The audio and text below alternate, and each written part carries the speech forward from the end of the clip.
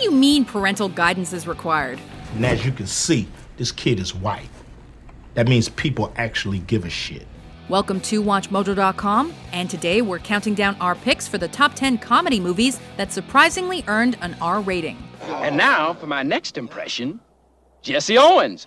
For this list, we are taking a look at big screen comedies you wouldn't expect to have an R rating, but contain enough adult material that the Motion Picture Association of America felt it was necessary to restrict moviegoers under 17 years of age. What are you doing? It's coming out of me like lava! Also note that as movies may be rated differently in other countries, we're only considering American ratings here.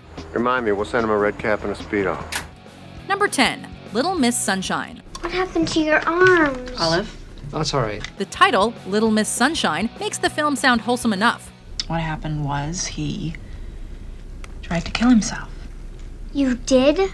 The fact that an adorable 9-year-old Abigail Breslin is practically the star may lead some to infer children are the target audience. It was a boy?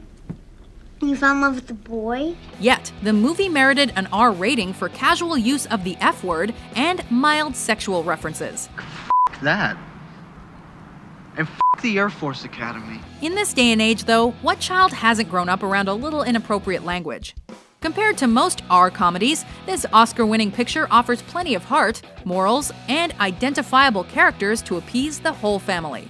I'd like to dedicate this to my grandpa, who showed me these movies. Oh, that is so sweet. Is he here? Where's your grandpa right now? In the trunk of our car. Number 9, The Blues Brothers. 1, 2, 1, 2, 3, 4. Had it come out today and cut back on the cussing, the Blues Brothers might have been able to score a PG-13 rating.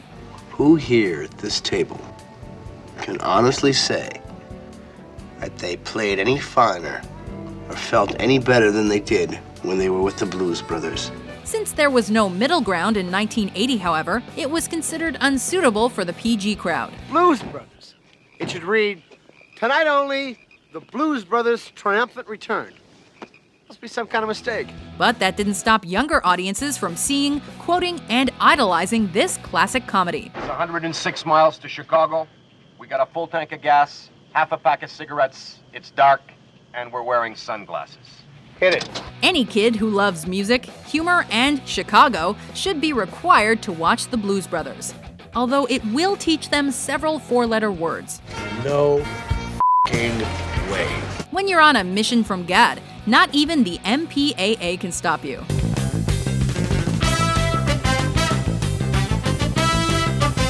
Number 8, 21 Jump Street. Down on Jump Street. 37 Jump Street. No, that doesn't sound right.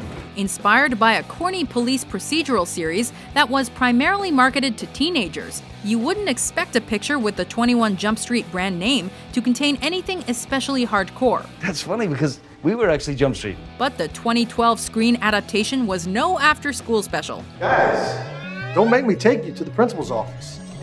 Shifting the tone from drama to parody, the film certainly earned its R rating with profanity galore, drug references, and severed penises.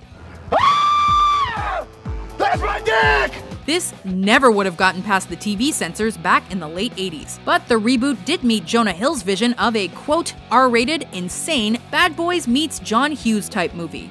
You two sons of bitches are going to college. Number 7, The 5-Year Engagement. I was gonna ask you to marry me tonight. Although the ads made The 5-Year Engagement look like a fairly innocent date flick, anybody who's seen Jason Segel's other comedies knew that this movie was bound to have some risque material. My penis is gonna look super small for a second. I've seen your penis every single way. Not this small. When stacked up against Forgetting Sarah Marshall, this edgy romantic comedy is actually pretty tame. I got a surprise for you.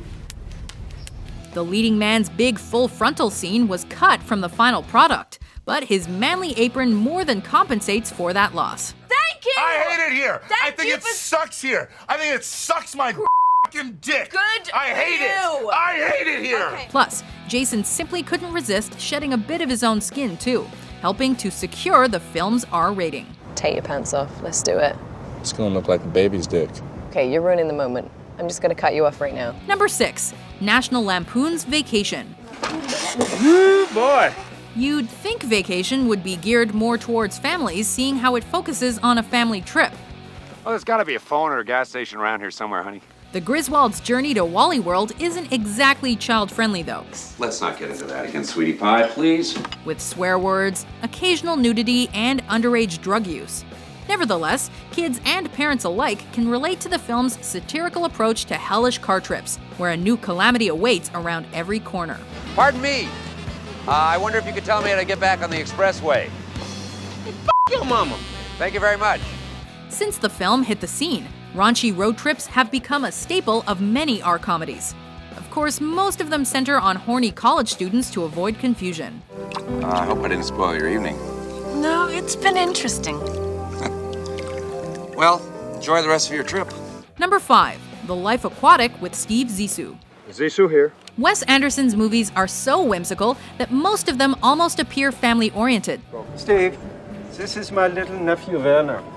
He wanted to meet you. Regardless, all of his pictures are really more for grown-ups, including the ones deemed appropriate for all ages. What killed us? Frankly, I better not. I don't usually try grass. The Life Aquatic submerges itself into adults-only territory due to a topless woman and characters that swear like sailors. In other words, you f***ed us. Most kids probably wouldn't understand the film's offbeat sense of humor anyway. If your 12-year-old is as precocious as the kids Anderson typically depicts in his pictures, though, this quirky comedy will be right up their alley. Supposedly, Cousteau and his cronies invented the idea of putting walkie-talkies into the helmet. But we made ours with a special rabbit ear on the top so we could pipe in some music. Number 4, Bridesmaids. What is that? I got engaged. What? A lot of dudes had the exact same preordained thought about Bridesmaids solely based on its poster. Chick flick. I'm not with anybody. I'm here solo.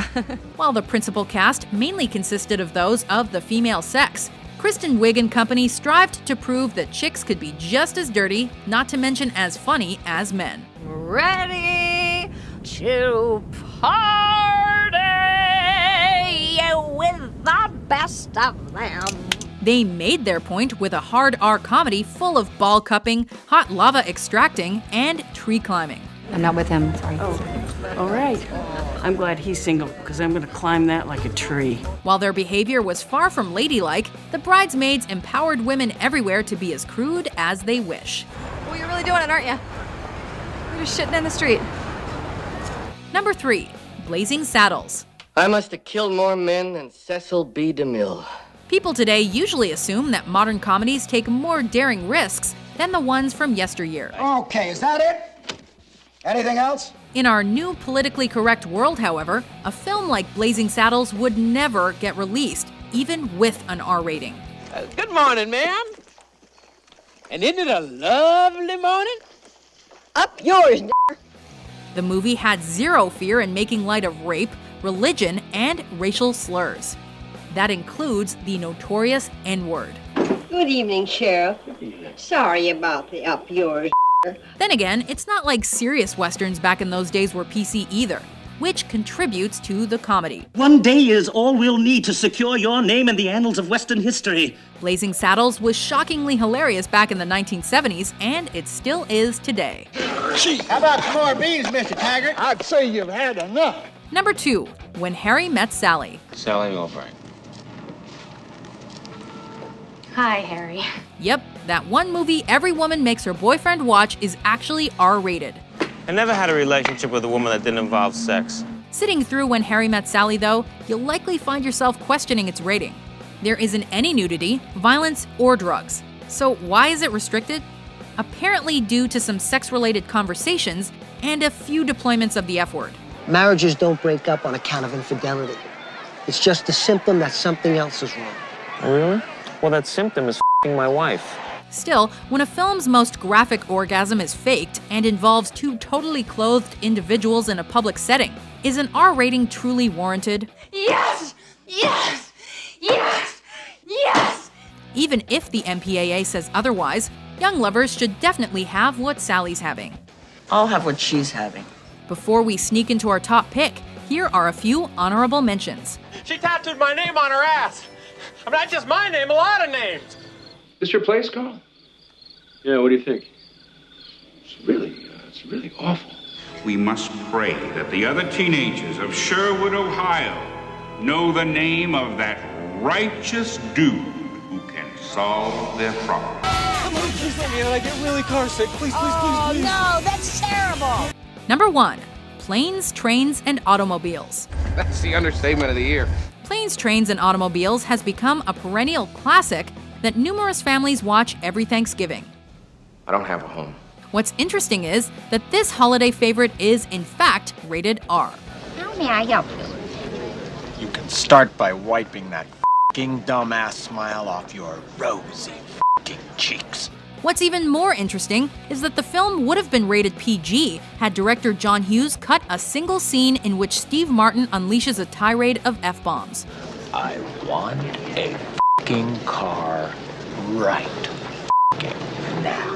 Of course, then the movie would have been deprived of one of cinema's funniest rants ever. Then you can give me a f***ing automobile, a f***ing Datsun, a f***ing Toyota, a f***ing Mustang, a f***ing Buick, 4 f***ing wheels and a seat. While the film didn't have to suddenly become foul-mouthed, it was totally worth it. And I really don't care for the way your company left me in the middle of f***ing nowhere with f***ing keys to a f***ing car that isn't f***ing there. Do you agree with our list? Wait a minute, I thought you said this was a done deal. What other R-rated comedies seemed more like PG-13 fare? Are you finding what you were looking for? For more entertaining top 10s published every day, be sure to subscribe to WatchMojo.com. We have acquired the sophistication it takes some people a lifetime to acquire.